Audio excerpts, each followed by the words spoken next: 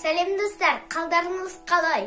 Бүгін мен сіздерге Айдананың қуыршағы 13-ші бөлімін айтып беремін.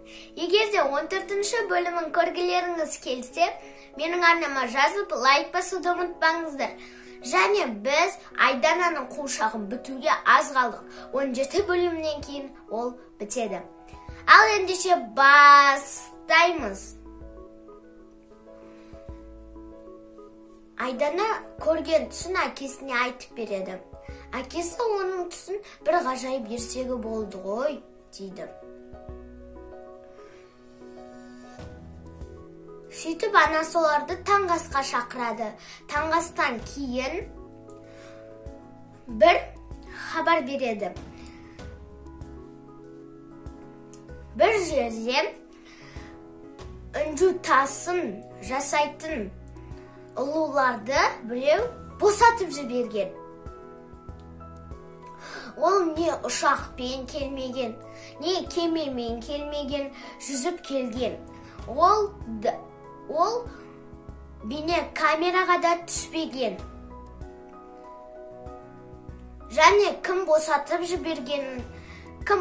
жібергені әлі белгісіз, деп хабар береді. Әкесі Айданаға қарайды.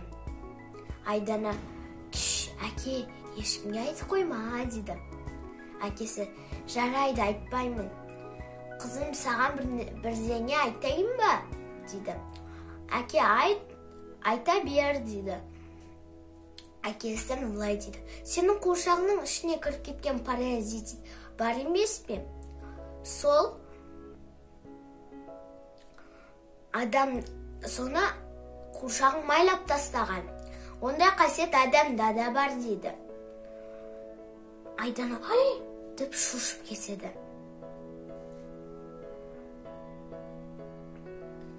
Сөйтіп, әкесі ешкімге айтып қойма, дейді. Айтпаймын, әке, оны сізден басқа кім біледі, дейді. Ешкім білмейді, деді әкесі. Әкесі былай Айдана әкесіне былай дейді. Әке, осы қуыршақтар оның жотасын жеп көреді ғой. Сізде жотасын жақсы көрмеңізші, дейді. Жарайды, мен де оны жақсы көрмеймін, дейді.